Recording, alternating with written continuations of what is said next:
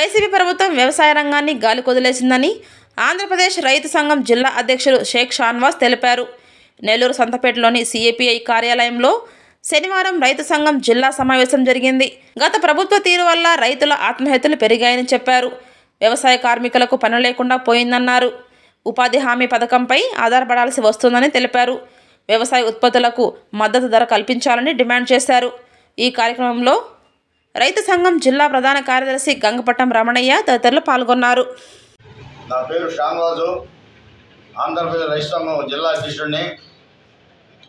మన జిల్లాలో గతంలో కాలువలన్నీ కూడా మరమ్మతు చేస్తామని చెప్పేసి గత ప్రభుత్వం ఒక నిర్ణయం తీసుకొని మొత్తం కాలువలో పూడికలు వేస్తాము, ఉపాధ్యాయ పనుల్లో మొత్తం కూడా చేస్తామని చెప్పేసి కోట్లాది రూపాయలు వినియోగం జరిగాయి తప్ప కాలువలు పూడికలు తీయలేదు. రైతులకి లాస్ట్ దాకా నీళ్లు పారాలంటే సన్న సన్న కాలువలు చాలా ఉన్నాయి. ఆ కాలువల జోలికి వెళ్లకుండా ఈరోజు గుర్రపు చెక్కలు మల్లుకొని ఉన్నాయి. దానికి నీళ్లు పోయే పరిస్థితి లేదు. ఇప్పుడు పెద్ద కాలువలు కూడా చూస్తున్నాం.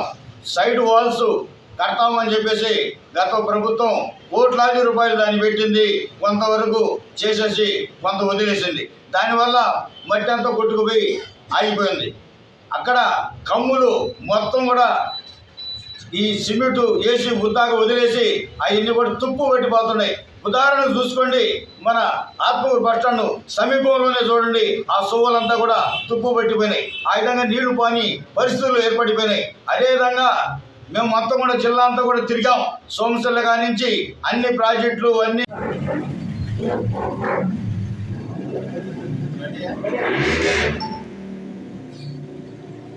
మిత్రులారా, అందరికీ నమస్కారం.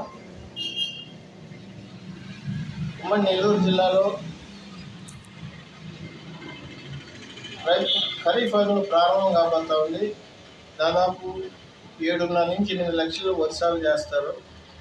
ఆగస్టు 15 నుంచి నారు పోసుకునే టైం వచ్చింది. సెప్టెంబర్ 15కి అది ఎక్కువ మంది నారు పోసుకుంటారు. దీనికి సంబంధించి సోమశిల ప్రాజెక్టు ప్రమాదమైన పరిస్థితిలో ఉంది.